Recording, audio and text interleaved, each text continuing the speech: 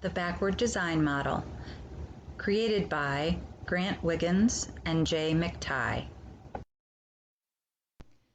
The Backward Design Model is most thoroughly explained in the book Understanding by Design by Wiggins and McTighe. It has also come to be known as the UBD model. The basic premise of UBD is to begin with the end in mind.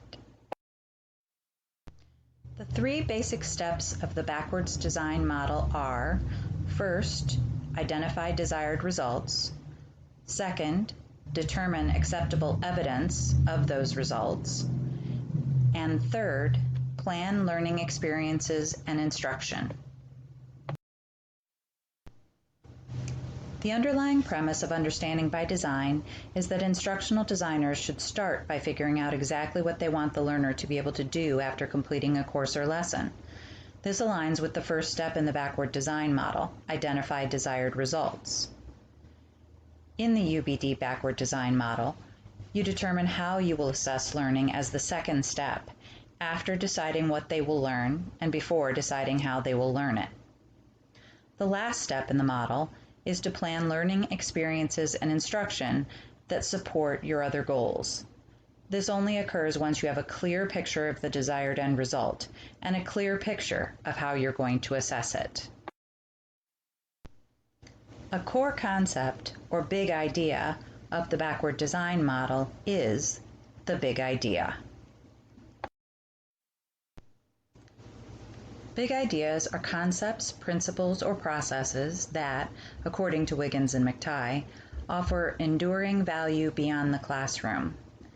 The big idea is also referred to as enduring understanding. These are the ideas that explain more than just the topic at hand. They help the student understand the world for all intents and purposes.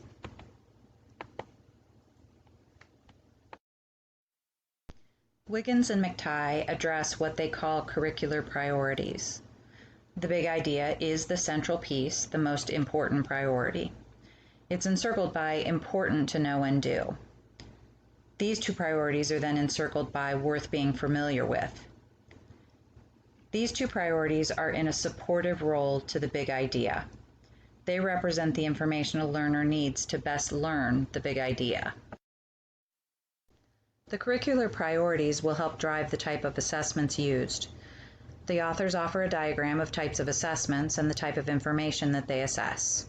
One significant factor is that big ideas can't be adequately assessed by what they call traditional quizzes and tests. Enduring understanding can only be demonstrated by projects that elicit critical thinking. The final step is to add instructional activities.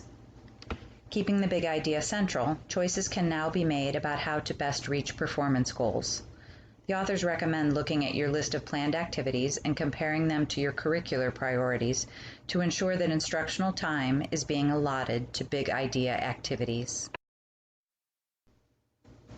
The UBD backward design model prioritizes critical thinking as its central design factor. Wiggins says, in a nutshell, that even the best schools speaking at the K-12 level fail to focus on the ability to think critically. With or without a big idea as its central focus, the backward design model offers what Grant Wiggins calls a planning framework. By beginning with the end in mind, we can ensure that every assessment and every activity is actually focused toward the desired result, adding real value to our lesson and to our students.